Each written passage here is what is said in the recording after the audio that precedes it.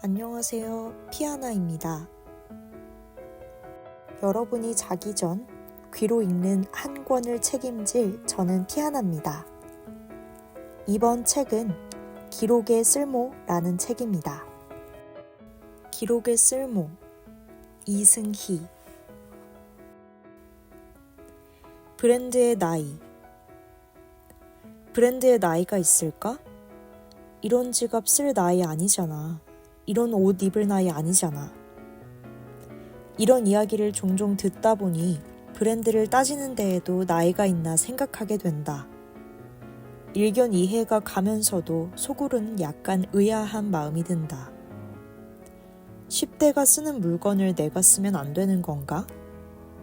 50대가 자주 쓰는 브랜드를 내가 사면 안 되는 건가? 브랜드마다 타깃으로 삼는 나이가 있는 건 알겠는데 소비하는 건 나이와 상관없어도 되지 않나 싶고, 물론 대부분의 브랜드는 타깃으로 삼는 나이가 있다. 그 타깃을 만족시킨 후에 타깃을 넓혀가는 것이 모든 마케터들의 희망사항일 것이다. 이때 그 타깃을 나이가 아닌 가치관이라는 기준으로 바라보면 좋겠다. 가령 음식의 맛을 따지는 사람이 있다면 음식을 즐기는 순간을 중요시하는 이들도 있을 것이다. 물건의 효용성이나 가격보다 브랜드의 메시지에 의미를 두는 사람들도 있을 것이다. 가치관에 따라 행동이 달라지는 셈이다. 내 경험을 되짚어보면 우리 브랜드나 서비스와 가치관이 잘 맞는 사람들을 늘려갈 때 가장 보람을 느꼈다. 마케터의 일이란 우리 브랜드와 같은 생각을 하는 사람들을 찾아가는 것인지도 모르겠다.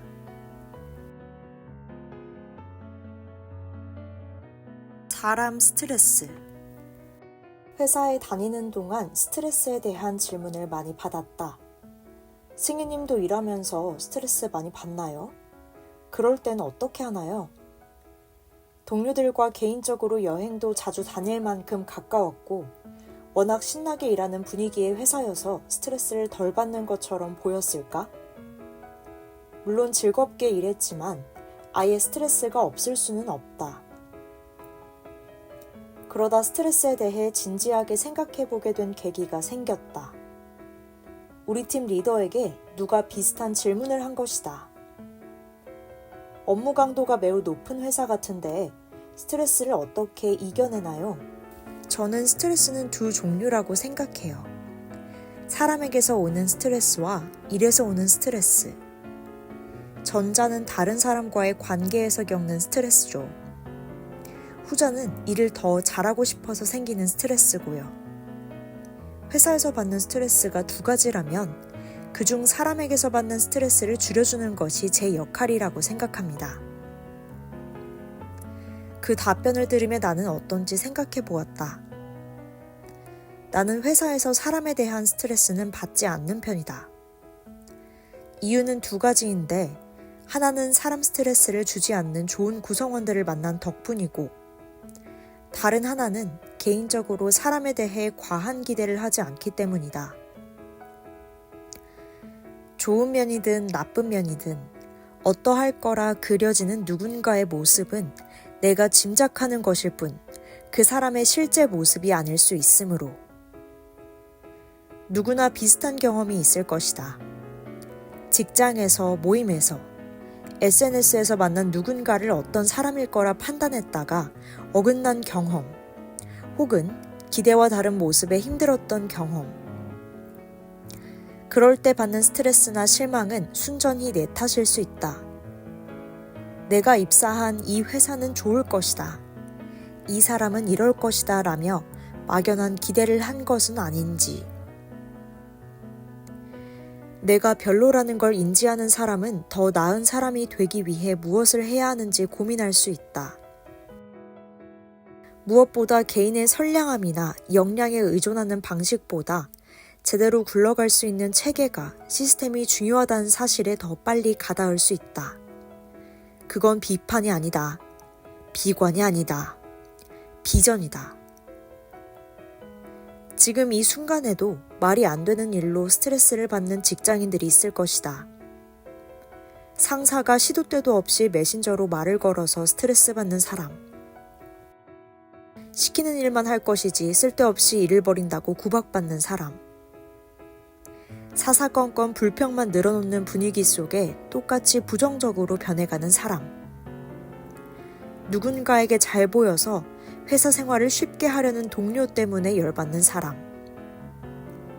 사람 스트레스로 괴롭지만 당장 회사를 그만둘 수 없고 버텨야 한다면 사람이나 회사에 대한 기대를 조금 내려놓는 것은 어떨까? 그 에너지를 더 나은 내가 되는데 쏟는 것이다. 이것이 우리가 취할 수 있는 최선이 아닐까. 내가 영감을 모으는 방식. 어떻게 어디서 영감을 받느냐는 질문을 받으면 24시간 어디서든 받는다고 말한다. 하지만 영감은 사람마다 다를 테니 내게 좋았던 영감도 누군가에겐 시시할 수 있다. 그래서 영감을 동력으로 만드는 데에는 저마다의 방식이 필요하다. 내가 영감을 모으는 법은 이렇다. 스마트폰 메모 앱, 녹음 앱. 대화하다가 상대의 말을 놓치고 싶지 않거나 불현듯 생각이 떠오르면 스마트폰 메모 앱에 적어둔다. 상대방에게 잠시만 폰에 적으면서 듣겠다고 양해를 구하고 그러기 어려운 자리라면 들은 내용을 까먹지 않기 위해 잘 기억해 두었다가 화장실에 가서 적고 온다. 대화를 통째로 기록하고 싶을 땐 동의를 구하고 녹음을 한다. 인스타그램 영감 노트. 매일 작은 노트를 들고 다니며 내가 받은 영감을 갈무리한다. 혼자 있을 때에는 바로 적어두고 약속이 있을 때에는 이동 시간에 정리한다. 그러느라 지하철이나 버스, 택시 안에서 노트를 펼칠 때가 많다.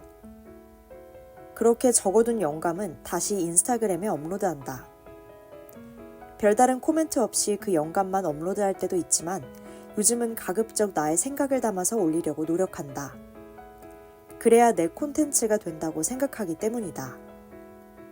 이 계정은 즉시 올리는 게 특징이기 때문에 피드가 아름답지는 않다. 계정을 팔로우하는 입장에서는 왜 이렇게 막 올라와? 라고 여길지도 모르겠다. 유튜브 재생 목록과 인스타그램 저장 기능.